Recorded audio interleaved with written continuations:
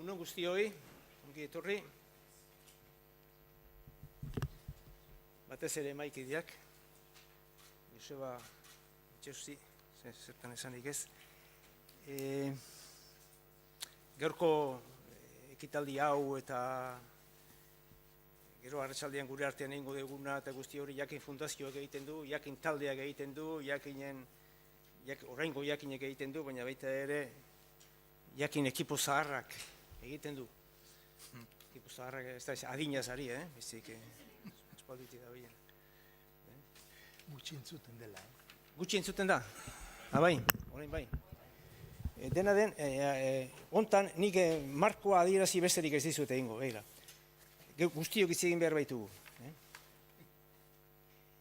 Proiektu hau, gaur aurkezten dizuegun proiektu hau, 2011an hasi zen, orduan abiatu genuen, Gipuzkoako Foru Aldundiarekin, memoria historikoa errekuperatzeko prozesu horren barruan. Oraindik hor gaude, Jose Azurmendirena egin genuen bere momentuan, Josebarena orain egiten dugu eta Paulo eta biok falta gara. Hori ere laizter etorriko da.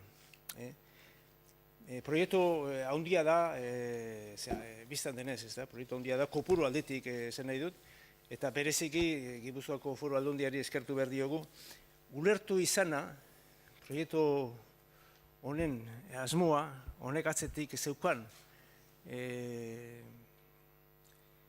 dauzkan hildo estrategikoak, eta gure belaunaldi eta gure aurreko belaunaldiaren eta gerragosteko, 50ko belaunaldiaren transmisioa egin ahal izateko bitartekariak gure eskutan jartzea.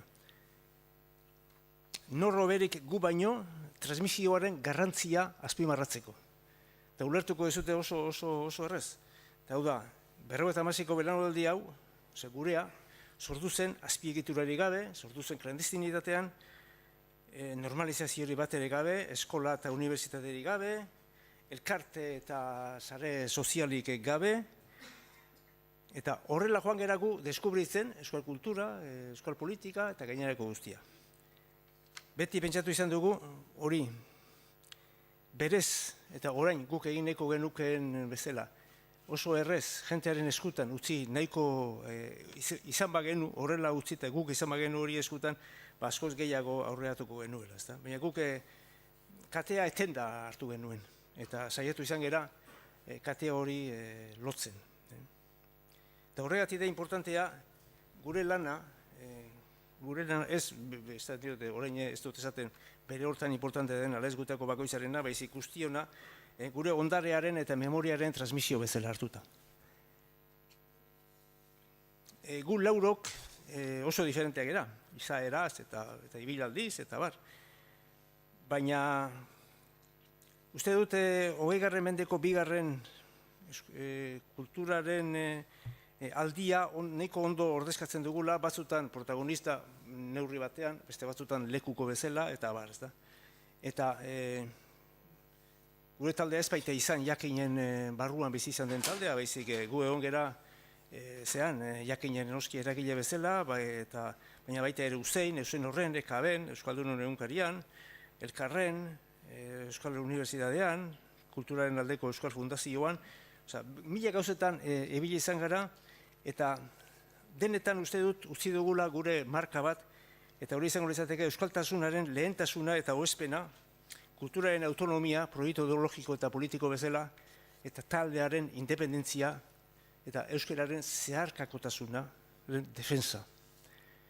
Hori da pixka bat gure mezua hori izango izateke. Ni asko posten naiz diputazioak horrela ulertu izana eta gurea, azkenean korpus bezala konsideratu izanako guztion lana, beste guztia batasun bat egingo bagenu bezala, lauron lanak batasun hori egingo balu bezala, eta horrela, uste dut horrela interpretatu behar dela, gu gaur hemen elkarrekin egotea eta gure lana horrela aztertu izana. Egin kontu kopuru aldetik handia dela lana, 100 piku liburu eta zari gara.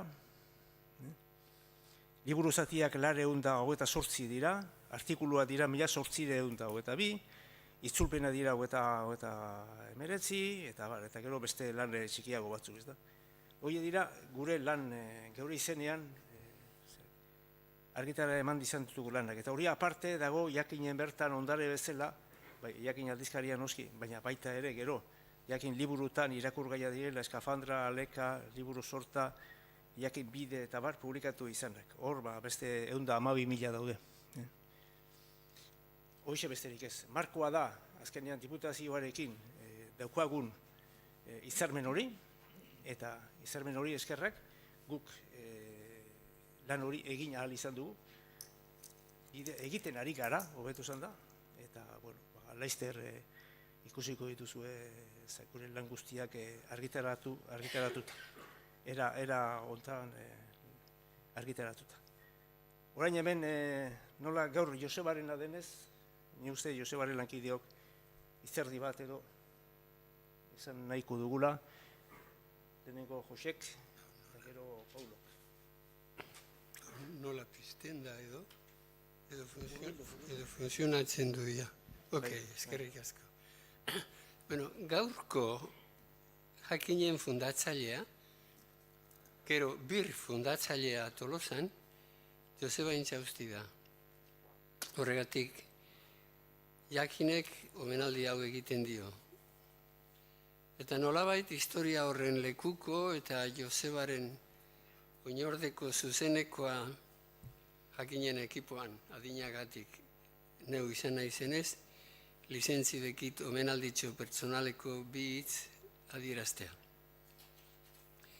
Josebari ni euskararen bidetik sartu izana, eta horrela zuzenean edo zeharka nire bizitzak hartuko zuen norabidea zor diot, eta eskertzen diot.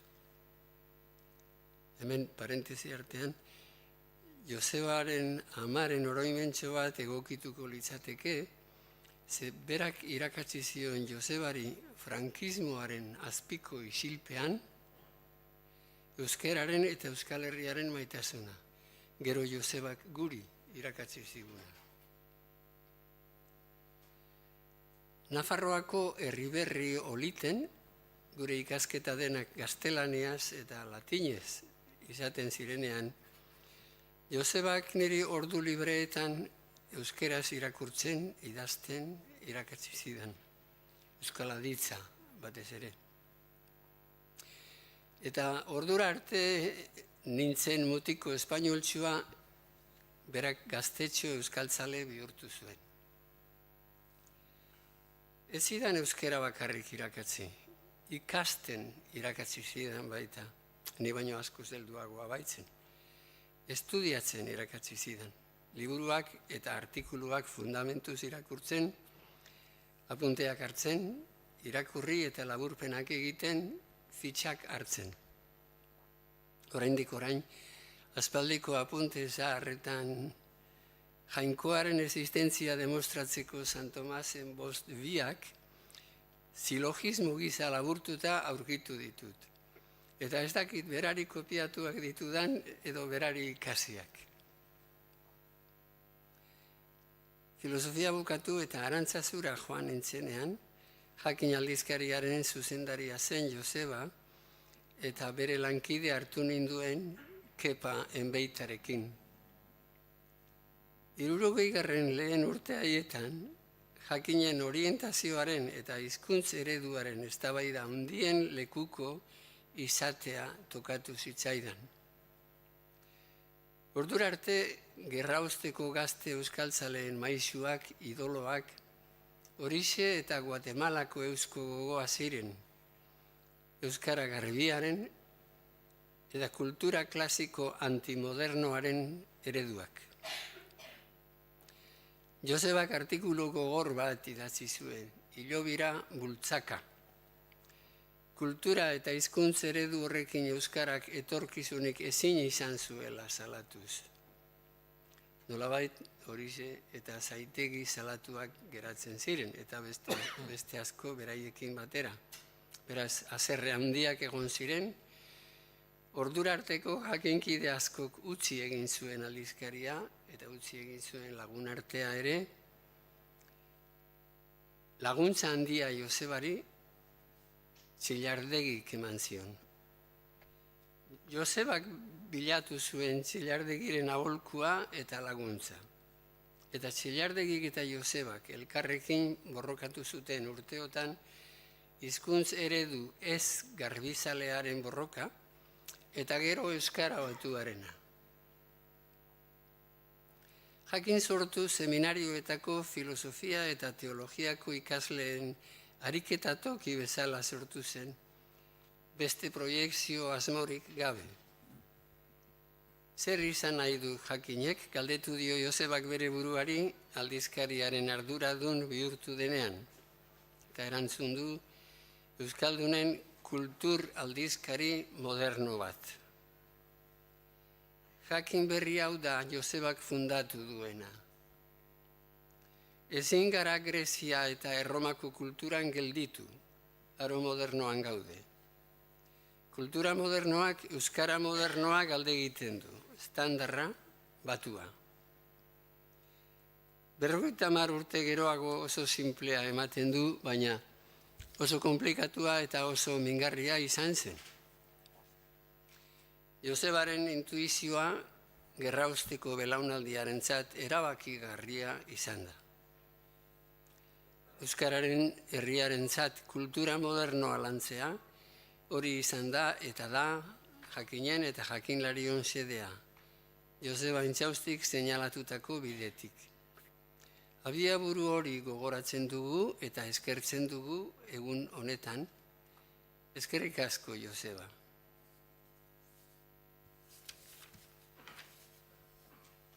Ederki loreak emango digu Joseba Intxausti idazlearen berri. Neri dago kitpizkatxo bat beste alderdi hau nabarmentzia hau da Joseba kultura eragilearena. Euskal kulturgintzan eragin duena alegia.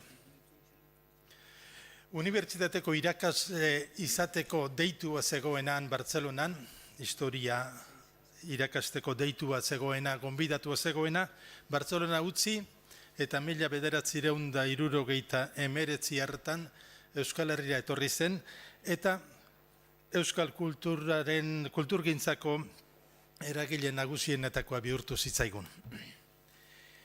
Jakinen artxiboan hainbat proiektu daude Josebak idatziak, eta batzuk asko aurrera joan direnak, beste bat edo beste bertan gelditu direnak.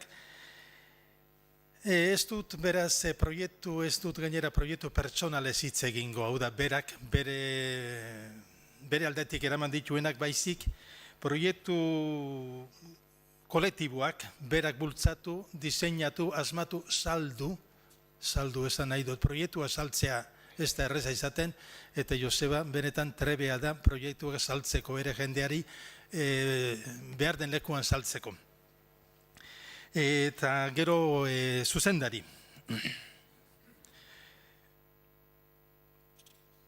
Beraz, hamarretara, labur bilduz edo nagusienak aipatuz, 10 proiektu aipatuko ditut. Lehenengo, Jose Azurmendik esan duen Jakinen birfundazioa esan du, 1970 hartan. Bigarrena, anaitasuna seguruenik hau gutxiago ezaguna. Unibertsitari taldeak, nagusien ezagunena UCEI,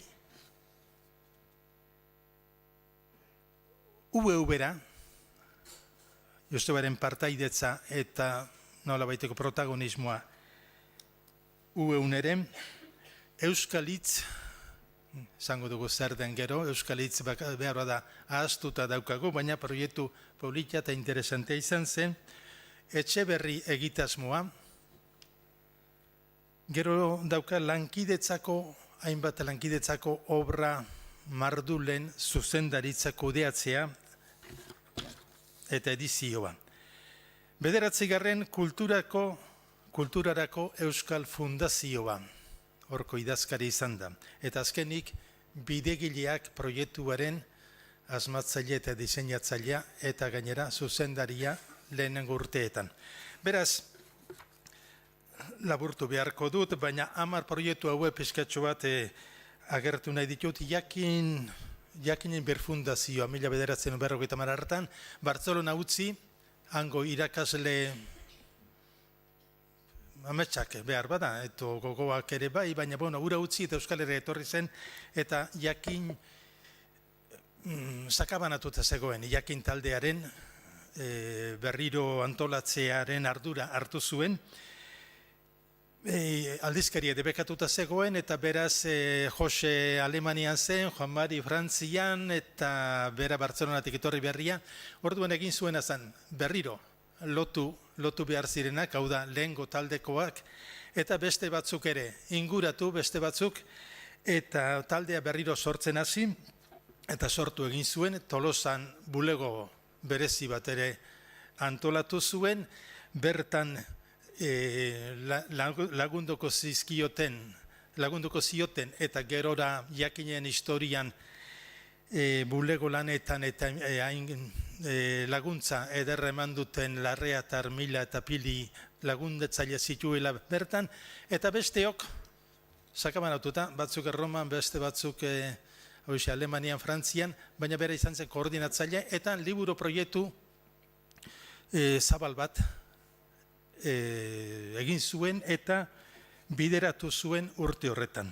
Beraz, jakin taldearen birfundazioa esan dezagun. Anaitasuna, urte horietan bereietan anaitasuna krisi zorrotzean zegoen. Anaitasun aldizkaria Bizkaiko, bai, anaitasuna ezagutzen duguna, bestea anaitasunarik izan da, baina ezagunena ez da.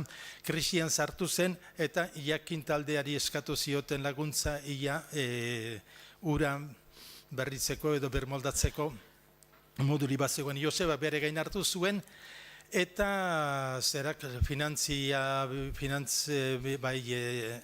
baliabide finantzario berriak bilatuz, taldea berrantolatuz, berriro martxan jakizuen jakin, eta martxan barkatu anaitasuna, eta berak zuzendu zuen urte pare batean behintzat, gero Joamari Taurrealdeik hartu zuen arte zuzendaritza.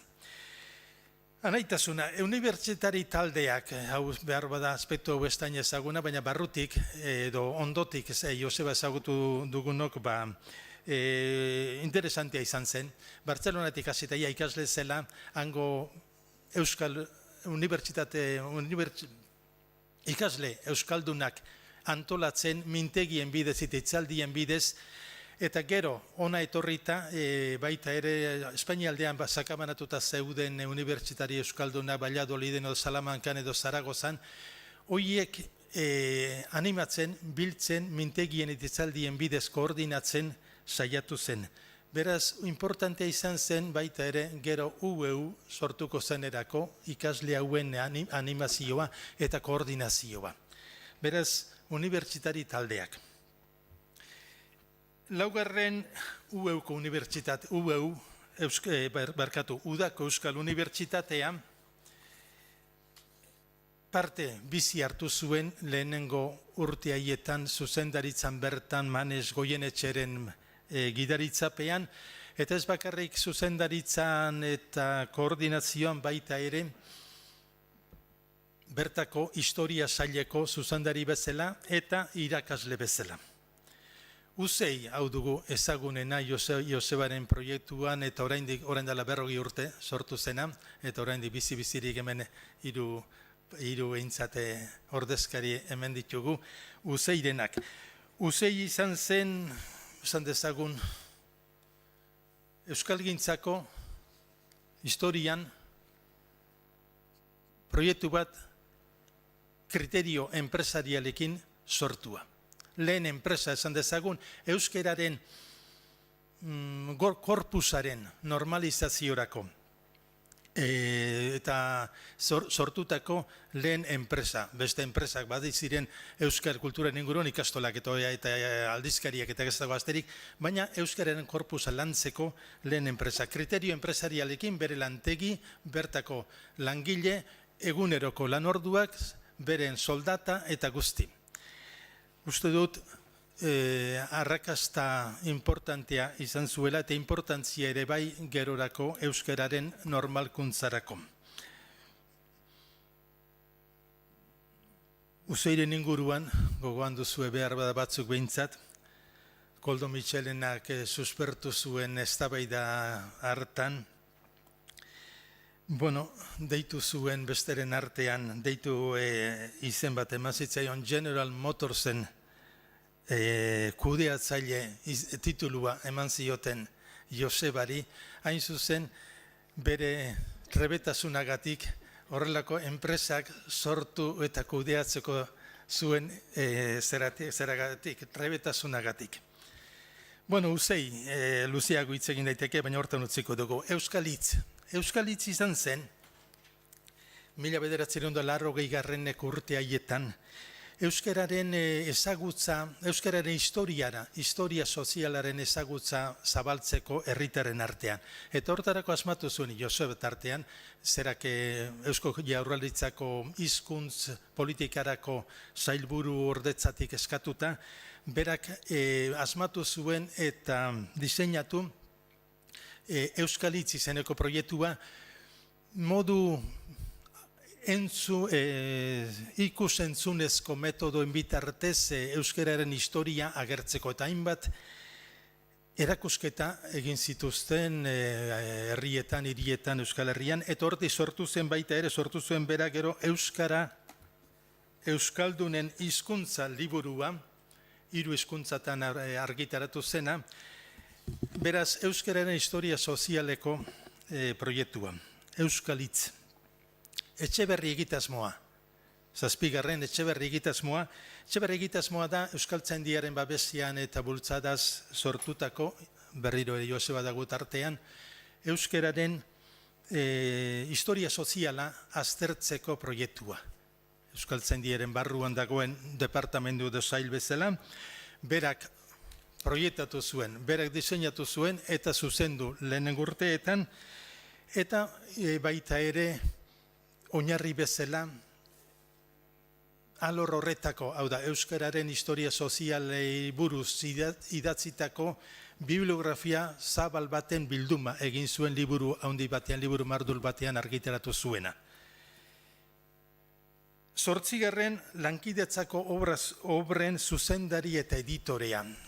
Hainbat dira, berak koordinatu, editatu dituen obra kolektiboak, aparte aldizkariak, baina batzuk aipatzearren Lur eta Gizon Euskal Herria 1974an sortua, edo argitaratua, Euskal Herria entziklopedia esan dezagun bitomo honditan ez dakit gogoratuko duzuen, baina 1985an 1200 orrialdeko obra, 100 gora dira lankideak bertan, Euskal Herria beraz, Arantzazu, bukatzera noa, Arantzazu Euskal Santutegi bat 20. mendean, 34 idazle koordinatu zituen obra hori egiteko. Arantzazu ikerlan eta saiakerak 20. mendeko historiaz 2003an argitaratua, 25 idazle daude, lankide daude artean. Euskal Herriko erlijiosoen historia, 2 tomo, 1200 orrialde, 1200 orrialde, 56 lankide. Beraz, egile ona da, baina eragile ez txantxetakoa. Eta orduan, 9. aipatuko dut kulturarako Euskal Fundazioa, Juan Zelaia enpresariaren eskutik sortutako fundazio hau, Joseba izan da idazkari, sortu zenetik 1954tik lehengo urtera arte, izan da bera idazkari, eta idazkari bezala kudeatzaile eta baita ere sustatzaile, hainbat proiekturen sustatzaile eta hainbat lanen sustatzaile. Azkenik bidegileak. Bidegileak ezagutzen duzue proiektu zera oraindik ere dirauena eta uste dugu luzaroan iraun dezakeela. Bidegileak da proiektu bat baita ere 1980 urte haietan sortua, Eusko Jaurlaritzak bultzatua eta Josebaren eskutik aterean. Berak diseinatu zuen, hau da, euskal gintzan, euskal kulturgintzan nabarmendu izan diren, historian zehar nabarmendu izan diren pertsonaien biografia laburrak, biografia eta lanak. Kuadernotxoak dira, 250 bat pertsonaia tratatu dituzte, kuadernotxo aterata daude. Lehenengo 13 Josebak berak zuzendu zituen, berak proiektuaren egilea zenez, eta berak bideratu zuen proiektu osoa. Bueno, seguru nago, bukatzeko, seguru nago, kuaderno horietako batean leku ondo merezia izango duela, bidegileetan bidegileena gertatu zaiguleko Joseba euskal gintzan eta euskal kulturgintzan. Egunon eta eskerrik asko etortzeagatik, poza ematen du, Koldo Mitxelenako aretoa borrela beteta ikustea. Nik azalduko dizuet labur Joseba Intxausturen obra digitalizatua nola antolatu dugun eta zer dugun jakineko atari honetan. Aurrez aipatu nahi dutan aulki bat utxik ikusten duzue, Markel Olano diputatu nagusia etortzekoa zen, baina ezin izan du eta hala adierazi digu esateko. Hain zuzen, bai? Joan Marik esan duen bezala, honelako lanik ezin da egin ez badago nunbaiteko finantziaziorik. Hau da ikaragarrizko lana da, dokumentuak identifikatu, topatu, eskuartean izan, digitalizatu, zuzendu, ordenatu, gaitegi propio bat sortu, tesaurus bat, bilatzaile bat, kontzeptu autore gai guztiekin, hau da lan bat beste modu batez ezin dena egin. Beraz, alde horretatik uste dugu horrelako proiektuak eta bestelakoak aurrera eramateko, erakunde publikoen eta herri ekimeneko egitasmoen edo enpresen arteko lankidetza ezinbesteko dela eta alde horretatik guztiok ere geure burua zoriontzeko moduan gaudela. Joseba Intxaustiren lanaren inguruan datutxo batzuk emango dizkizuet, datutxoak, baina datu potoloak ez da. Lehenik eta behin argitaratutako bere lehen obra, edo gutxienez jakinen guk horrela identifikatu duguna, agian egon liteke 16 bat urterekin edo idatzitako poemaren bat guk harrapatu ezin izan duguna, baina guk nolabait lehen obratzat argitaratua, jakinen bertan argitaratu zuen 57an, jakin sortuta urtebetera, eta Arantzazu Euskal Herri izenekoa Arantzazu poeman, hau da Salvatore Mitxelenaren poemaren gaineko testu bat idatzi zuen. Eta bere azken lan argitaratua hain zuzen aurtengoa da, urrikoa, oraintxe hilabete bete du, eta Arantzazu aldizkarian publikatu du Musulmanak Europan izenburupean. Beraz, Arantzazun hasi eta Arantzazun segitzen du, bere azkena Arantzazun publikatu du. Hori ez da kasualidadea den, seguraski ez da izango. Denbora tarte horretan 61 urte joan dira, eta 61 urtetan zehar argitaratu du, bai Josek eta bai Paulok adierazi duten, azaldu duten lan guzti horiek egiteaz gainera, ez da, beraz, 61 urte, 6 hamarkada aktibo. Orain dela, hilabete arte eta segiko du seguraski. 61 urte horietan zehar, guk ustez dena jaso diogu, eta zenbakitara ekarrita 504 idazlan ditu, eta hau da 11.684 orrialde. Hori da guk digitalizatu duguna. Beste modu batera esan da, 36 liburu, 103 liburu zati, hitzaurre, hitzatze edo kapitulu direla, eta 365 artikulu 26 agerkaritan. Honek esan nahi du, azken 6 hamarkadetan argitaratu diren edo kaleratu diren euskarazko agerkari gehienetan, ezpada denetan, idatzi duela Joseba Intxaustik. Ez bakarrik asko, baizik eta leku askotan. Bueno, gaitegia nik baino beto hemen aipatu dute, ezta? Baina ni ausartu naiz lau lerrotan esaten ze gaitegi, zabala du gaitegia, baina behar bada konstante batzuk azpimarratu ditzazkegu, ezta? Bueno, bat, euskara noski, baina euskararen korpusa eta estatusa biak, ezta? Eta horrekin lotuta euskararen historia soziala, nola ez? Eta baita ere euskal terminologiaren gainekoa, jakina. Euskal Herriko historia ere bai, ez alferrik historialaria da, eta beti begirada horretatik egiten du, ezta? Eta baita ere Euskal Elizaren historia ere bai, eta erlijioena. Hoiek pixka bat beraiek, ni ausartzen naiz esaten landu dituen gaiak, beste askoren artean. Bueno, orain testutxo batzuk edo zabalduko dizkizuet hemen, ikusteko nola antolatu dugun guk ataria. Hemen ikusten duzue, hau jakin.eusen duzue, Joseba Intxaustiren propio sortutako ataria, eta hemen 4 sarrera idazlan guztiak, biografia bat osatu dugu, jakina, solasaldia, hau da elkarrizketa bat, nolabait elkarrizketa bibliografiko bat, alegia bere obren gainean egindako elkarrizketa bat, nik neuk egin niona, eta orain 7 bat urte Imanol Muruak berak jakin aldizkarian egin zion elkarrizketa biografikoago bat osatzera datorrena. Eta azken atalean, Joseba Intxaustik jakinen argitaratu duena, ezta? Jakinkide izan da, eta jakin modernoaren guraso ere bai.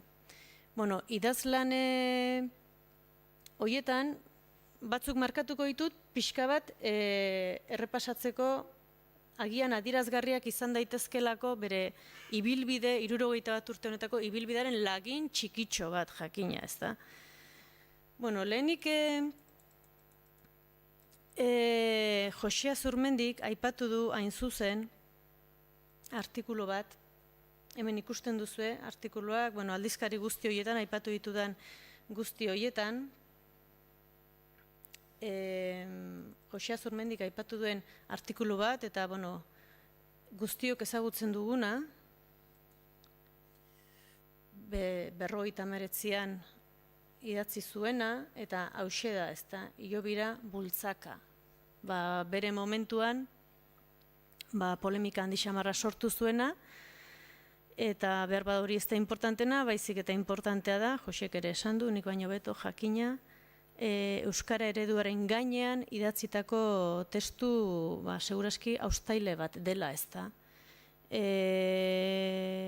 Haustura ekarri zuen artikuluak berak, bai jakinen barruan eta neurri batean jakinetik kanpo ere, alegia ze euskara eredu erabili behartzen, eta kasu honetan nolabai txiardegiren bideari heltzen dio Josebak, edo agian txiardegik heldu zion Josebaren bideari, ez dakit.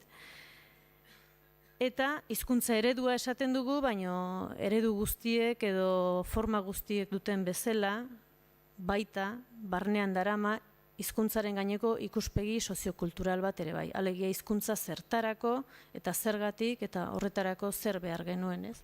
Bau da, testu seguraski iniziatiko fundatzaile eta guretzat importante bat, ezta? Hilobira bultzaka. Hortxe duzue, garaiko publikazio moduan, ezta?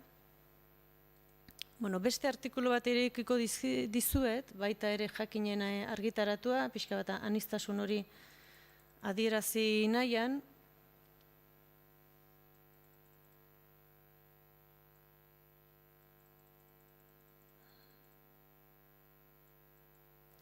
Bat aukeratzearen eta hauxe aukeratu nuenik, iraultzaren hizkuntz politika, ezta? Kasu honetan, hizkuntza politika Frantzian, bai? Eta iraultzaren ondoren, hitz egiten du berriro ere hizkuntzaren historia sozialaz, glotopolitikaz, hizkuntzen arteko borrokaz, hizkuntzak nola garatzen dian, nola indar hartzen duten, nola inposatzen dian, alegia hizkuntzaren estatusaz gizartearen baitan, ezta? Hau da beste alor bat, interesgarria Josebak ere landu izan duena. Beste artikulu bate hartuko dut orain, hau publikatu zuen euskera aldizkarian,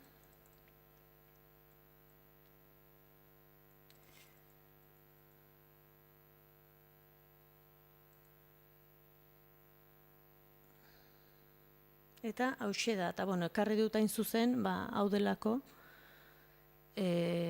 Paulo Kongi esan duen bezala, Joseba pentsalari eta idazle izateaz gainera praktikako edo ekimena duen gizon badelako eta hainbat proiektu martxan jarri dituelako, ez da diseinatzeaz gainera. Eta Joanes Etxeberri egitasmoa, euskara sozialaren historiaren ikerketa lerroa zabaltzen duena, ez da? Hementxe dugu berak idatzitako testu bat, euskararen historia sozialerako proiektua. Honekin adirazi nahi nuen, hori da bere ekintzailetzaren artikulu bat, ez da?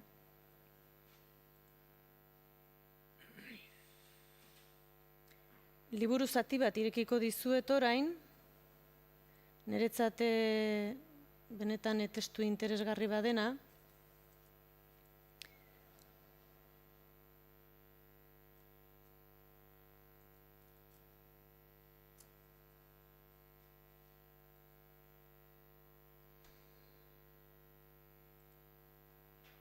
eta hemen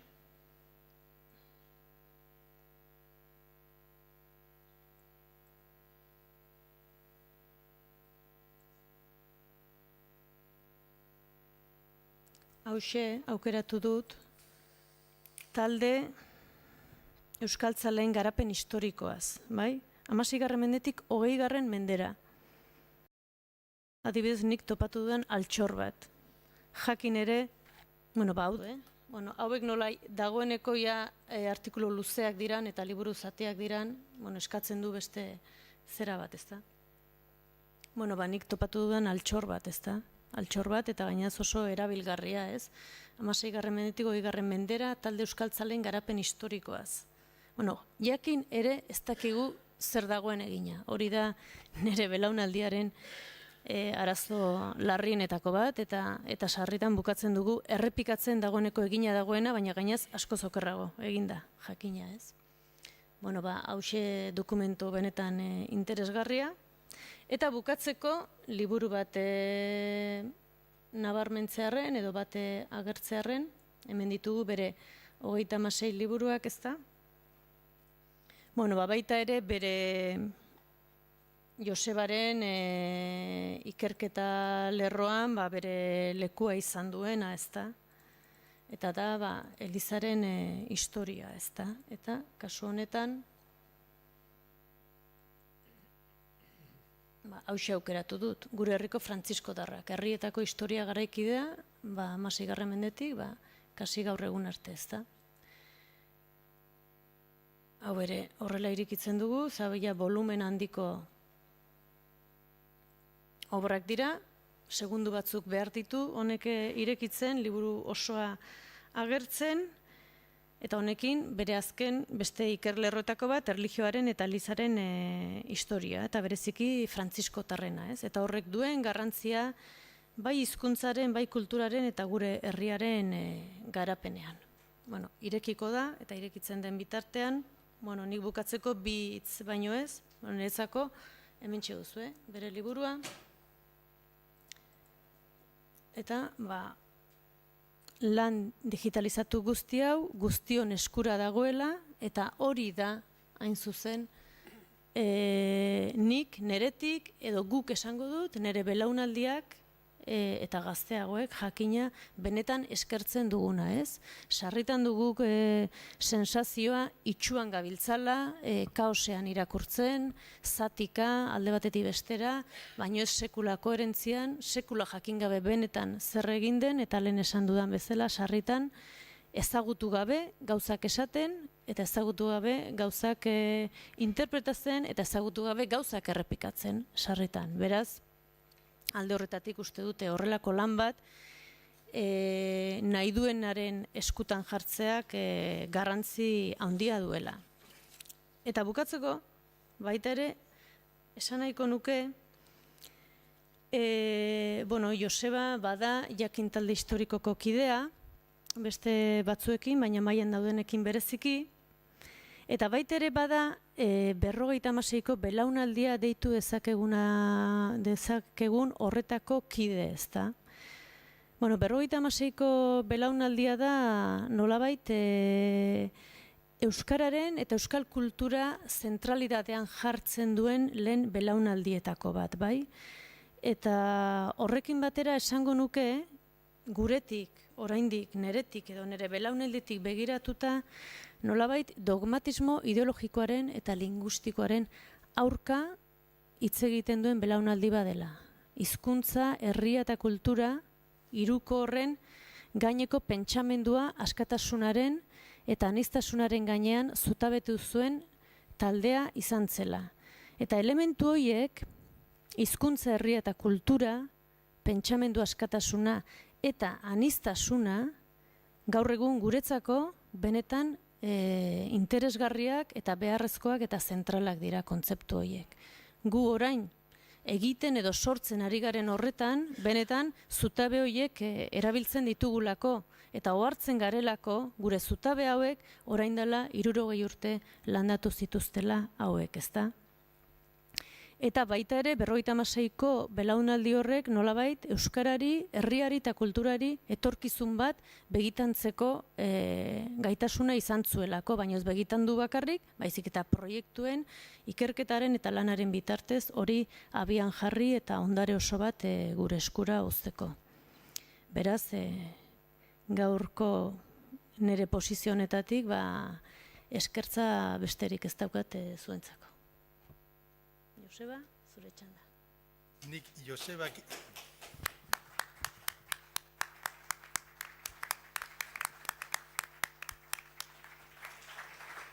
Josebak hitzar hartu aurretik eta Lorearen baimenarekin beste berri bero bat eman nahi dut. Hau da, beste liburu, Joseba ez da nekatzen, eta lanean jarraitzen du. Eta beste liburu bat ere bada, hemen jaso gabe dagoen 37. Eta da San Francisco Asiskoa. San Franciscoren lehen biografia euskaraz. Laizter argitaratuko dena. Beraz, badoko zoren dilandiko Lorea.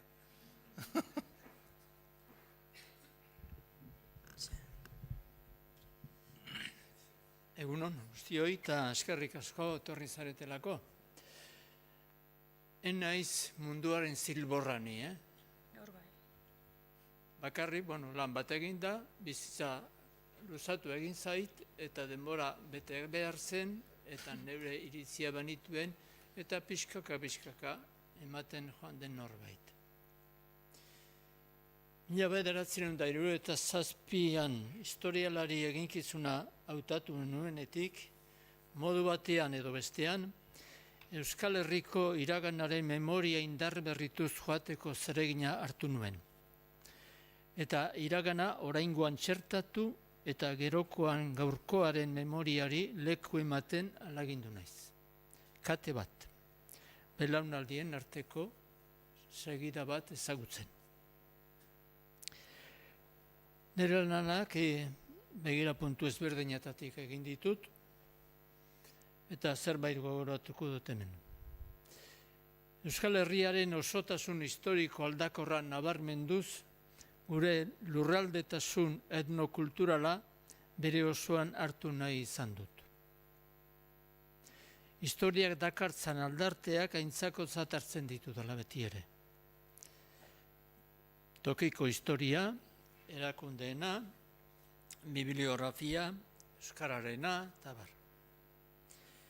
Tokiko historian segurako zikloa da batez ere landu dudana, bere elkarlan eta personalagoekin. Arantzazuko kasuan aurreko historiografia klasikoari 20. mendea gehitu diot. Garibai, Gamarra, Luzuriaga edo Lizarralderi segida emanez. Eta orain nator, pixka bat zuen artean argitu nahi nuken puntu batera. Erakundeen iraganera natorrela, erlijiosoen erakundiak izan ditut gogoan. Provintzia erlijiosoak, monasterioak, komentuak eta ermitak. Dena den, erlijiotasunaren Euskal Herriko geografia eta soziologia. Ausartegi bada ere, baina badut Euskal Herriko erlijiosoen historia orokor baterako saioa eginda. Dakidanez, lehendik egin gabea. Baina ze demontre sartu naiz ni erlijioaren munduan. Gizarte sekulartu batean, ondo jakinik, idazten dudan gauzen lehenengo irakurketak ez duela batere interesik gure gaurko edo oso gutxi duela interesik gaurko gizartean. Bada ezpada esango dizuet gaur egun eta aspalditik ikusitako historiatxo hauen ondorioz, sinistun behar bada, esan dezagun, nire moduruko sinistun sekulartu bat naizela eta gizarte laiko bat nahiko nukeela etorkizunerako. Baina, hori ala izan da ere, erlijiotasunak leku handia izan du Euskal Herrian gutxienez azkeneko 1200 urtetan. Eta hori gurea da. Beste bide batetik bagoaz ere, gure historia da. Une honetan ari naiz bukatzen judaismoari, euskal judaismoari buruzko lan bat. Gure herriko erlijioa izan delako. Eta gure herriko parte izan delako. Uste dut historia hori berreskuratu behar dugula, birpentsatu eta komeni zaiguna edo uste duguna onartu, begiratu eta gure gaurkoaren autokritika egiteko ere espiritu libre bat izan eta etorkizuna elkarrekin sekulartasun anitz horretan gauzak pentsatzen hasi. Nik ez dut uste gurea izan den historia erlijiosoa ahaztu egin behar dugunik. Geure historia ere badata. Eta bakoitza jakin beharko du, nundik eta zer hautatu, ezer hautatu behar baldin badu. Honekin pixka bat, nire erlijioaren historiaren mania hau, pixka bat esplikatuta gelditzen da. Bibliografiari leku emanez ere lan egin dut. Hizkuntzen historian batez ere. 2 liburu daude, zeregin, 3 liburu daude, zeregin horrekin. Neure lumaz bizi idatzitako ez aparte, aipatutakoen artean hainbat dago ikus daitekeenez. Zuzendari eta idazle gizara sortutakorik. Beti ere hainbat eta askok parte hartzen duela. Eskerrak eman nahi dizkiet lankide izan ditudan idazle eta ikertzale guztiei. Ni sordun handi bat naiz. Nire aurretik egindako lanak maite izan eta aintzakotzat hartzen saiatu naizelako eta etengabe lankideak izan ditudalako. Nire garrantzizko lanik onenak lankideekin egindakoak dira. Lankideen balioaz ohartzen saiatu naiz. Eta baita guztiekiko nire aitorpena agerian uzten ere. Ez dakit beti asmatu dudan, baina elkarlanerako irizpide hori zaintzen ahalegindu naiz. Uzeitik hasi eta gaur arte. Euskaltzainditik nire tamainan euskararen historia soziala abiarazten saiatu naiz. Eta horretarako Etxeberri bilduma eta egitasmoa abiarazi ziren. Euskaltzaindian bertako eta kanpoko lankideekin liburuak ateraz. Behin baino gehiagotan izan ditut, baina dezente aldiz, neuk egin nezakeen lana baino lan hobea egin zezaketenak. Eta horiei errespetu handia dit. 1948 honakoan, borondatezkoen naiz soldatadunen lanaz arduratu diren guztiei nire eskerrona adirazi nahi diet. Guztiei justizia egin baldin badiet izenak aipatuz, batzuei bintzat bai, esan beharra daukat. Gogoan ditut jakineko beste lagunak. Kepan Beita, Manes Erdozaintzi, iparralditik, Jose Azurmendi, Juan Mari Torrealdai, Paulo Agirre Baltzategi. Hoiek ez ezik, Manolo Pagola, Jose Antonio Aduriz, Pello Uizi, Juan Jose Iturrioz, eta abar. Juan Mari Torrealdai izan dugu, guztion motor eragilea hamarkadetan. Aspalditik borondatezko lankide finak izan ditugu jakinen. Hasierako Arantza Larrearen ondoren, Pili eta Mila Larrea bereziki. 20 urteko borondatezko lankideak izan ditugu jakinen. Eskerrik asko. Gaur egoneko langileak izan dira hemengo digitalizazioa burutu dutenak. Xabierre Eizagirrek pazientzia pixka bat behar izan du nerekin. Eta hor egon dira Arantxa Begiristain, Sara Agirre eta Miren Rubio ere. Paulori zordizkiot informazio bibliografikoak. Eta zuek horiek denak eta gehiago edukiko dituzue, oraingo digitalizio edo web honetan. Lorea Agirrek hartu ninduen ordu batzutan nire kontua kontatzeko eta hemen daude, jasota. 25 urtetan, Helen Andalian emaztea, Paristar Armeniar Euskalduna dagoeneko, izan dut nire etxea zaindu eta neu zaindu nauena. Horregatik, nire 81 urterekin oraindik sano samar nau. Eskerrik asko. Esker mila denoi, esker mila Gipuzkoako Aldundiari eta Markel Ulanori, bizitzako udazken edo negu honetatik segurtatu dituzue hurrengo udaberrikoak. Ez da beti horrelakorik gertatzen. Privilegiatua naiz eta badut horren lotsarik.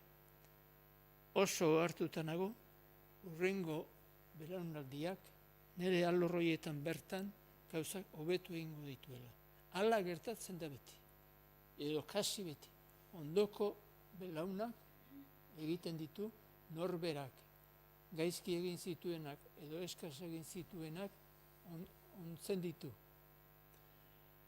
Eta nire kasuan ere hola izango dela uste dut. Beraz, eskerrik asko, mila esker bana denoi. Besterik ez.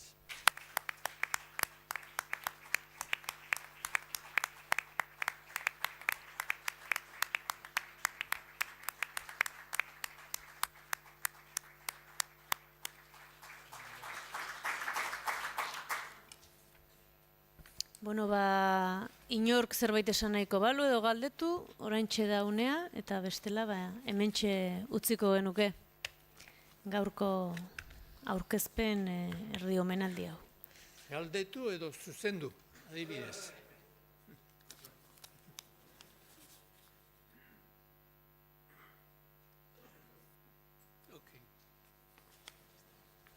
Bale, mila esker berriro ere eta hurrengo bat arte.